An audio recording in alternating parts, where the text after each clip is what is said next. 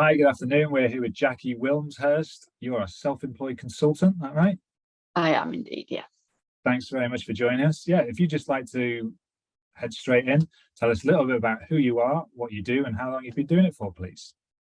Yes, I've been self-employed on and off for, I think, over 12 years now.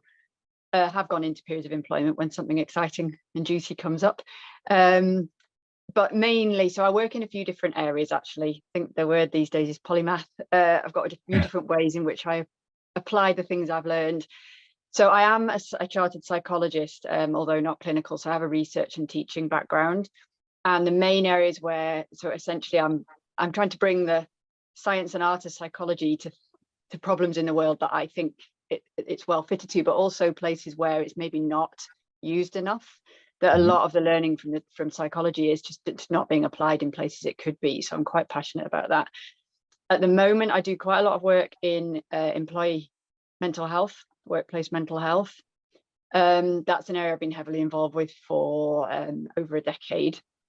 I also work around neurodiversity, which some people will have heard of and some won't, but it is all around the whole way in which people's brains are wired differently. It does include things like understanding dyslexic, autistic, ADHD people, especially at work again. I myself am autistic ADHD, so it's a lot around understanding how what we are, what we bring, how we think, how we communicate is very valuable in workplaces. So I do quite a lot of consultancy around that.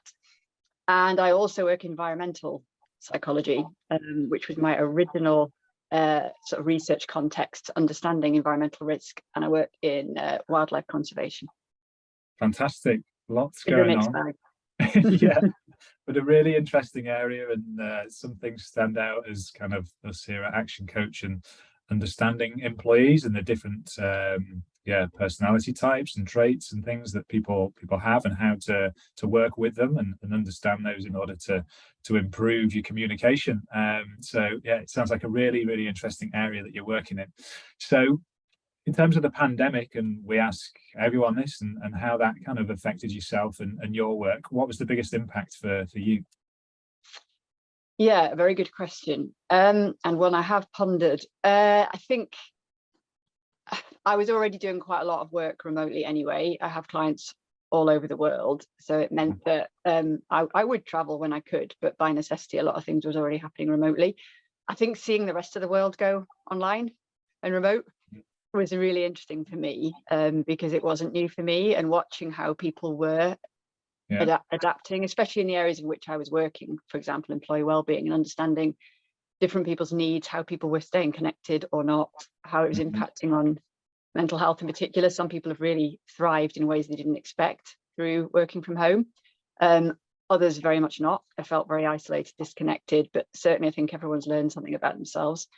So that's, I think the remote working bit has to be big, but also just watching uncertainty get to a real head for a lot of people, about the way the world is and what we don't always see is around the corner.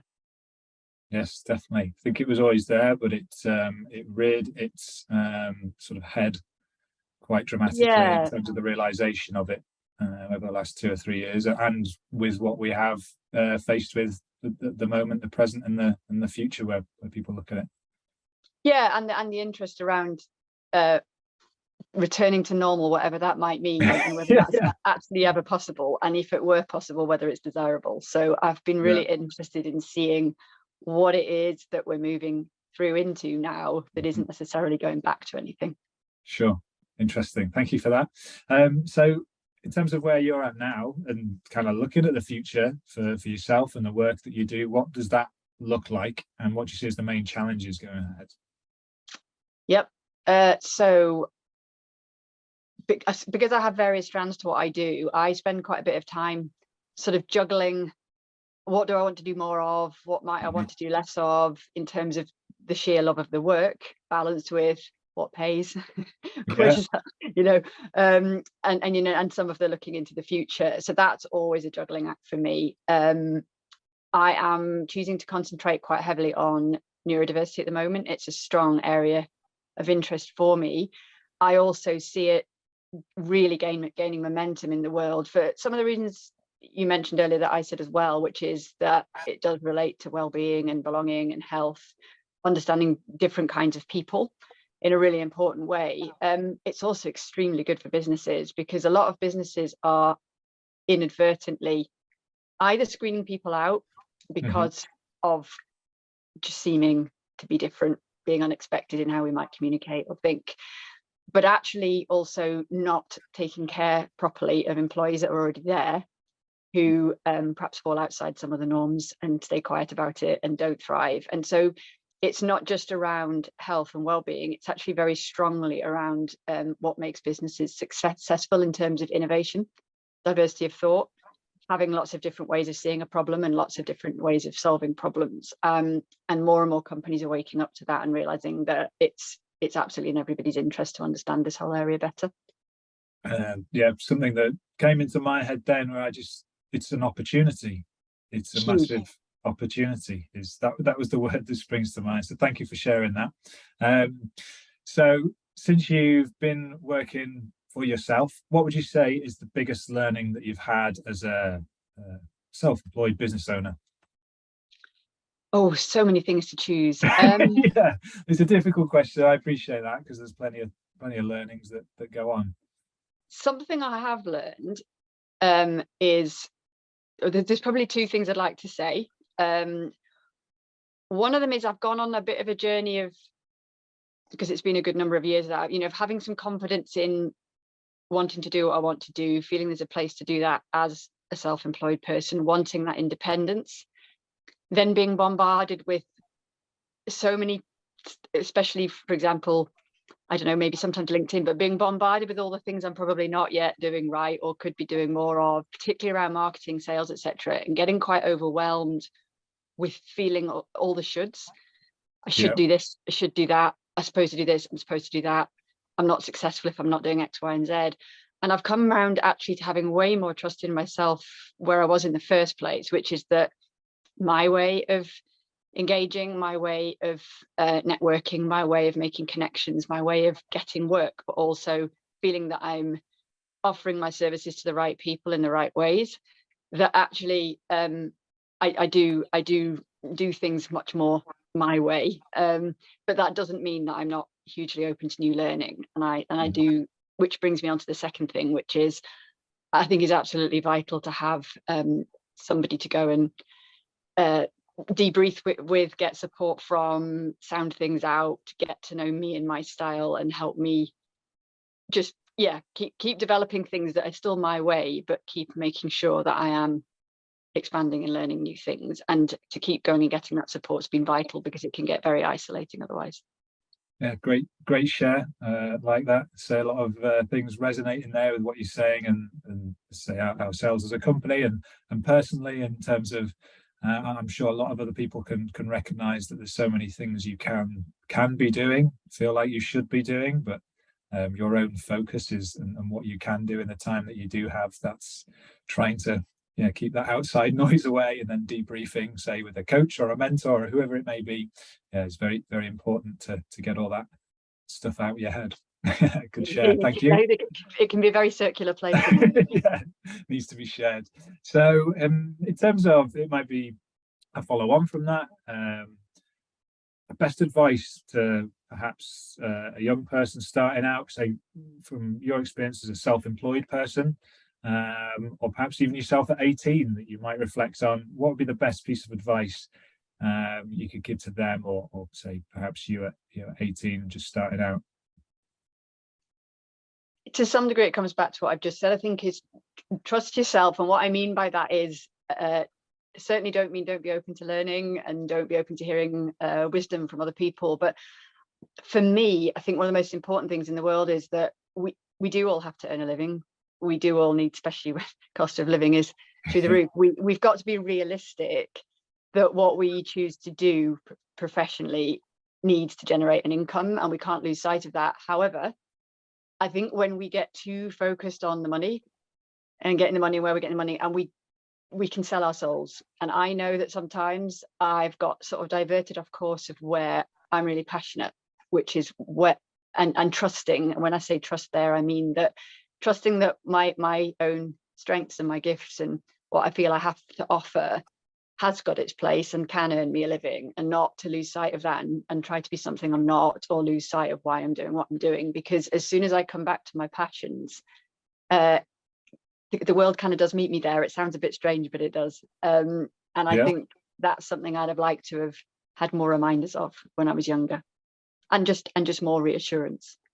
Yes. Again, lots of resonation there. But I could throw the question back at you. Would you truly know that 18 if someone told you it? Is it something you can only know once you've gone through a fair amount of experience with that?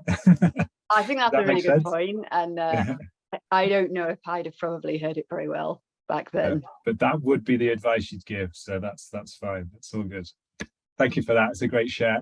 So what inspires you to do what you do? Are there any inspirations that you use, whether it's obviously the work that you do, you're very passionate about, the things that you read or listen to, friends, family, team members you might work with? Yeah, really good question again. All good questions. I'm driven by some very positive things, and I don't want to even say negative things. I'm driven by things that I just want them to be better in the world. So I'm driven by interest. I'm fascinated by humans, myself, everyone else, just forever. Just why are we the way we are, and why do we do what we do, and why do we get ourselves in so many messes, and all of those good things that I just fascinate me. But having gone and studied psychology in an academic setting, I kept finding myself coming back to realizing that I didn't want to write stuff that would go in places that very few people would ever read. I was thinking, why isn't this stuff out there? Like, this is really valuable. So that, in terms of how come I then took, what was it was very applied, but took research and wanted it back in the world, is because I am passionate. I want to see people succeed. I want to see businesses succeed. So that's the whole good stuff.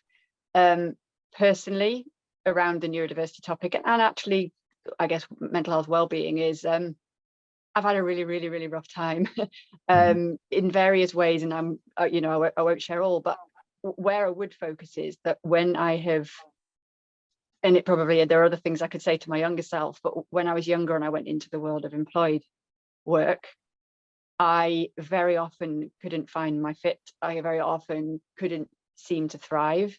Some of that's been my own learning, but a lot of it was because workplaces haven't been geared towards the right kind of support, the right kind of diversity, all sorts of things that I work on now. And I've felt very passionate at wanting businesses to see that being successful as businesses and looking after people well are not like at odds with each other. They are kind of are one and the same. And that continues to be a real drive for me, because I keep feeling it can keep getting better for everybody's sake. Brilliant. What fantastic inspiration. Thank you for that. And lastly, if there's any, I suppose, latest news, we ask companies latest news, but in terms of what you're doing, you may wish to share, or any kind of pointers and directions of things that you've written or publications or anything like that, just feel free to share any latest news you may have. Yeah, thank you. I've got things I'm writing, but I think, to be honest, my LinkedIn profile is the place where I keep everything as up to date as I possibly can. I do speak on panels and at events as and when they come up. I haven't got something specifically to share now, but thank you for the opportunity. But I would say that overall, that neurodiversity, and I appreciate for some people may never have even heard of it and still not quite get what I mean. But neurodiversity is, I think LinkedIn pointed it out, it's one of the top ideas for 2022. It's really, really gaining momentum, and I think I would love it to be of some interest to everybody somehow. I know we all have an awful lot that we're supposed to be taking an interest in, but that's where I think businesses could be really, in terms of, as I said before, harnessing the absolute best talent there is available and keeping them, and making sure that everybody's contributing to business as well as their own health. That is an area that I think is absolutely of its time now. Definitely. I'm excited to see how that develops, and learning something new today, although when you think about it, it's not something new, it's always been there, if that makes sense. It's just absolutely. an opportunity That's exactly right, to make the best of it. And yeah, I think it's a space where there's a lot more to come. So thank you very much for sharing that. It's been really good. My pleasure. Thanks, Jacqui.